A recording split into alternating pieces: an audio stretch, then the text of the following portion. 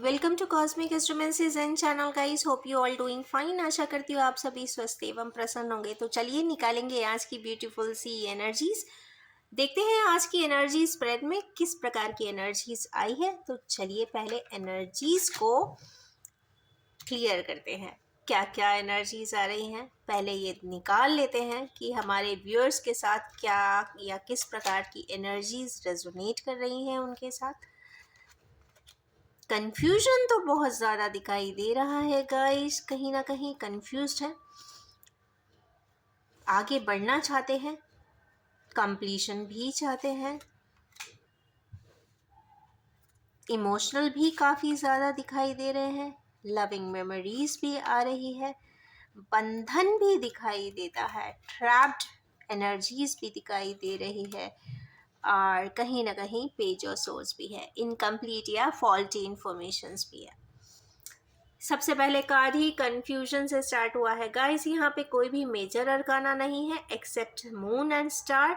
तो moon and star को दो मेजर अरकाना के साथ बाकी रूटीन एनर्जीज की बात हो रही है। सबसे पहली बात है कि हमारे कुछ व्यूअर्स बहुत ज़्यादा कंफ्यूजन की स्थिति में दिखाई दे रहे हैं, कंफ्यूज हैं पॉजिटिव एंड नेगेटिव एस्पेक्ट में, या फिर किन्हीं दो पैटर्न्स में कि मैं ये करूं कि वो करूं।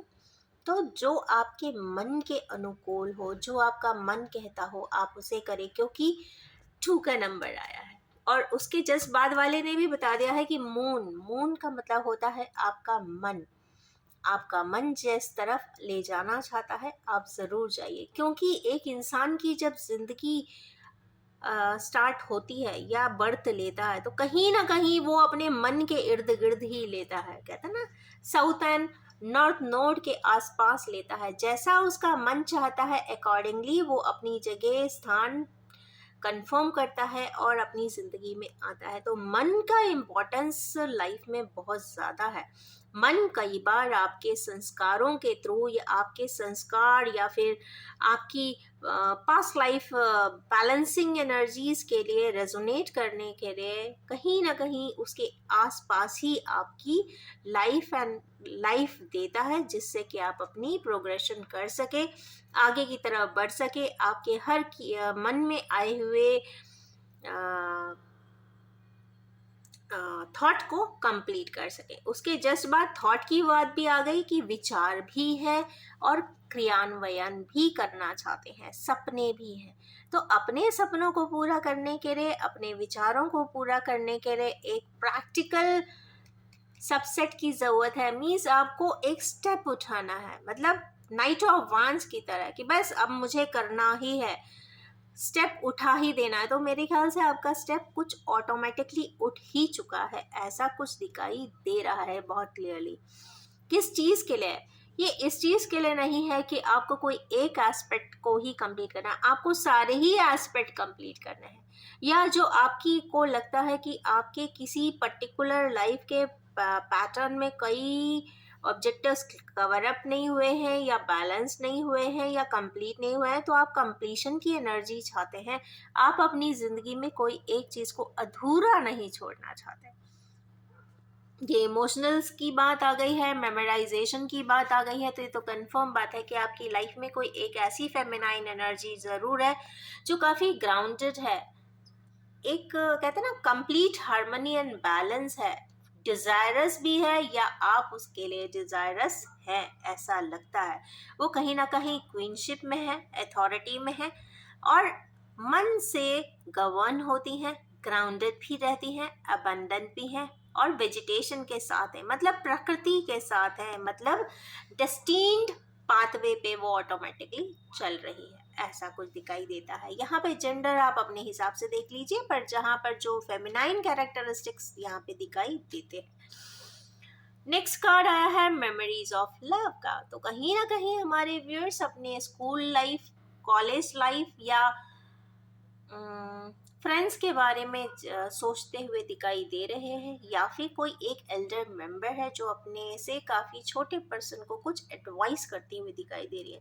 कहीं ना कहीं एक गिफ्ट ऑफ एडवाइस है, कहीं ना कहीं ये कार्ड मुझे हमेशा मेमोरीज ऑफ लव को बताता है, लविंग मेमोरीज को, चेरिशिंग मेमोरीज को।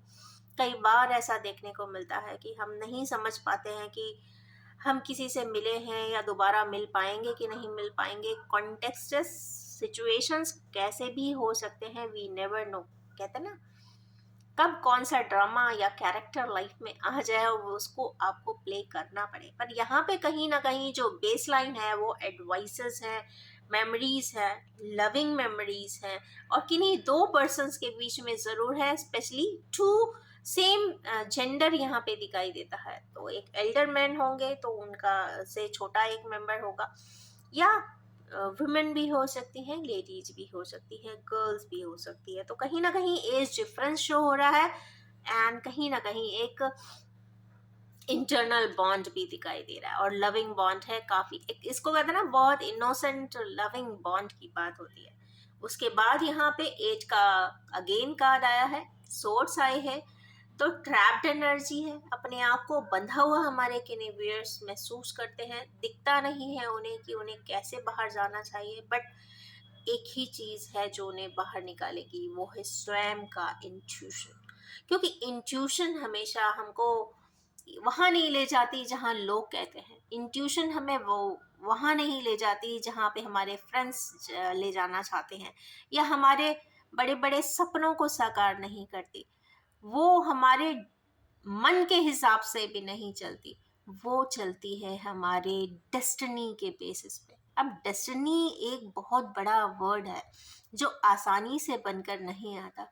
डेस्टिनी वो वर्ड है जो कहते हैं ना, कई जन्मों के जो प्रोसेसेस हैं उनको कंप्लीट करने के लिए जो एक फाइन लाइन डिफाइंड होती है, उस पे चलने का नाम ही इंट्यूशन है, कॉन्शियस है।